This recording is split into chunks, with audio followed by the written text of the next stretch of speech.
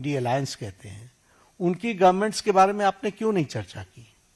क्यों आपने अपने आप को उससे अलग रखा? यह स्पष्ट बताता है कि आपका उद्देश्य छात्रों का हित नहीं है। आपका उद्देश्य एजुकेशन में बढ़ोतरी हो, एजुकेशन की क्वालिटी में बढ़ोतरी हो, स्टूडेंट्स को जस्टिस मिले, इसमें आपका इंटरेस्ट नहीं है। आप स्टूडेंट्स के विषयों को, डिमांड्स को लेकर के आप पॉलिटिकल माइलेज लेना चाहते हैं, राजनीतिक रोटियां सेकना चाहते हैं, जो कि दुर्भाग्यपूर्ण है। लेकिन मैं इस मोड़ पर एक बात जरूर कहना चाहूंगा कि यह समय ये नहीं है कि हमारी सरकारें, आपकी सरकारें, तुम्हारी सरकारें, इस तरीके से हम इन चीजों को विभाजित करें। ये एक गंभीर मसला है और जैसा मैंने आपके सामने कुछ नाम गिनाए, ये बड़ी लंबी लिस्ट है जिसमें यूपीए की सरकारें इन्वॉल्व हैं जहां पेपर लीक हुआ है। लेकिन हम आरोप प्रत्यारोप से बाहर निकल करके हमें इस पर चर्चा करनी चाहिए और चर्चा करने का जो सबसे अच्छा माध्यम है वो है सदन, वो है पार्लियामेंट। और हम चर्चा के लिए तैयार हैं। गहन चर्चा हो, गहन चर्चा के माध्यम से इसकी बारीकियों में हम जाएं। What are the factors which are leading to for paper leak, who are the people involve and how the central government has responded. हमने किस तरीके से, जब हमारे ध्यान में कोई पेपर लीक आया है तो हमने किस तरीके से इसको एड्रेस किया है और बाकी सरकारों को भी किस तरीके से इसमें एड्रेस करना चाहिए। क्या बिंदु है जिसके बारे में हमको गहराई से चिंतन करके उसका कोई रास्ता निकालना चाहिए, ताकि हमारे छात्रों के साथ जो करोड़ों में हैं उनके साथ अन्याय ना हो। और भारतीय जनता पार्टी, एनडीए, इस मामले में मोदी जी के नेतृत्व में बहुत गंभीर है और बहुत गंभीरता से हमने इन विषयों को लिया है और इसीलिए हमने चाहा है कि संसद में इसकी चर्चा हो। Short duration discussion, long duration discussion, business advisory committee में आप तय करो कितना समय आपने लेना है, 12 घंटे लेना है, 18 घंटे लेना है। राज्यसभा में मैं लीडर ऑफ द हाउस के नाते मैंने हमेशा इस बात को माना है कि जो विपक्ष जितने आवर्स तय करे, हम चर्चा के लिए तैयार हैं, सरकार चर्चा के लिए तैयार है। और विपक्ष को इस बात को ध्यान में लेकर के उसे गोल पोस्ट नहीं चेंज करना चाहिए। हम आरोप नहीं लगा रहे हैं, आरोप प्रत्यारोप नहीं होना चाहिए। हम इस समस्या का किस तरीके से निदान कर सकते हैं उसके बारे में हमको सोचना चाहिए और पार्लियामेंट सबसे उपयुक्त फोरम है जहां हम गहराई से इसकी चिंतन कर सकते हैं।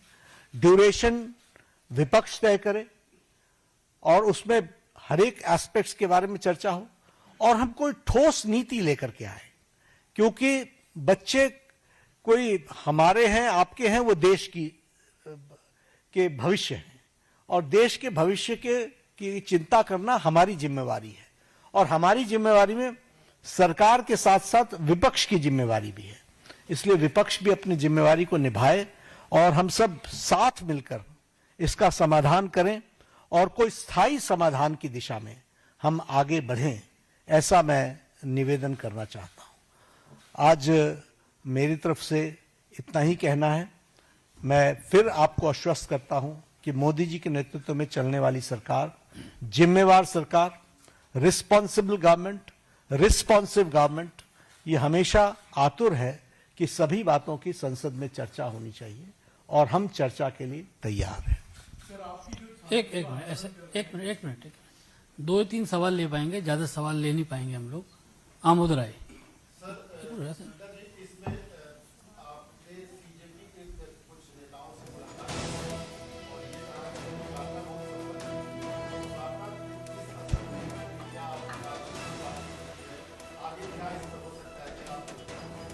वार्ता बहुत सौहार्दपूर्ण वातावरण में हुई।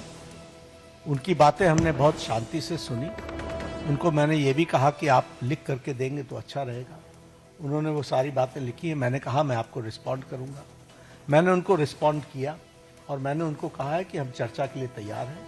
आप जब कहेंगे हम चर्चा के लिए अग्रसर रहेंगे। नीरज पांडे, आज नहीं। नीरज पांडे, कोई बात नहीं, नहीं पूछेंगे। नीरज पांडे, आज कोई चर्चा नहीं है।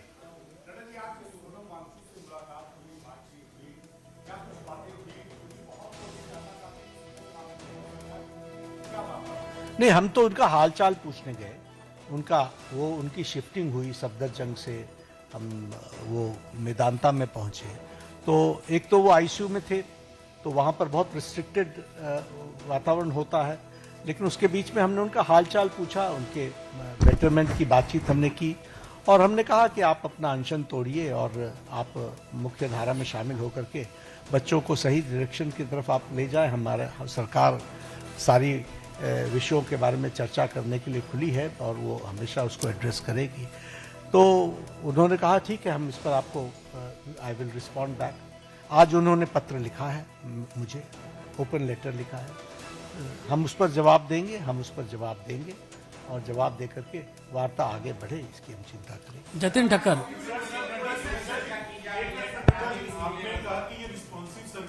आपने शुरू किया था, ये आपने शुरू किया था। उसकी गहन चर्चा होगी ना, पार्लियामेंट में चर्चा होगी, डिटेल में हम चर्चा करने के लिए तैयार हैं। जब हमने कह दिया everything related to paper leak, we are ready to discuss on the forum of the parliament, will discuss. चलिए, हम आपने एक एक सवाल कीजिए। नहीं, इस तरीके से नहीं होते। हम चर्चा के लिए तैयार हैं, वो पार्लियामेंट में होगी, वो अपनी बातों को रखे, सरकार जवाब देगी। शर्मा जी पूछो, लास्ट सवाल आप जल्दी पूछो। मैं पार्लियामेंट में चर्चा करेंगे ना।